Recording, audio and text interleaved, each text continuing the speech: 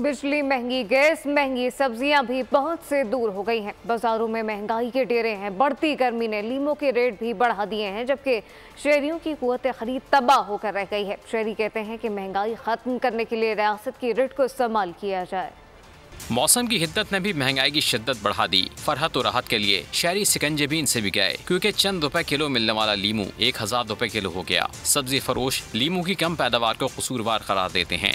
दीगर सब्जियों का भी यही हाल है। हर शय दस्तरस से दूर दिखाई देती है। शहरी कहते हैं मरियम नवाज ने रोटी सस्ती करा दी, वजीर आला महंगाई भी कम करवाएं। रोटी जिस तरह 15 रुपए की है, मरियम नवाज साहिबा ने, इसी तरह रोटी 15 रुपए की नहीं मिल रही, लेकिन वो 20 रुपए की रोटी अभी भी मिल रही है। गरीब जाए तो जाए कहाँ। दालों की अगर हम बात करें तो ये भी आसमान के साथ इनका रेट लग रहा है। अगर हम सब्जियों की बात करें तो गरीब शहरी कुछ भी खरीद कर खाने पर कुछ भी नहीं खरीद सकता।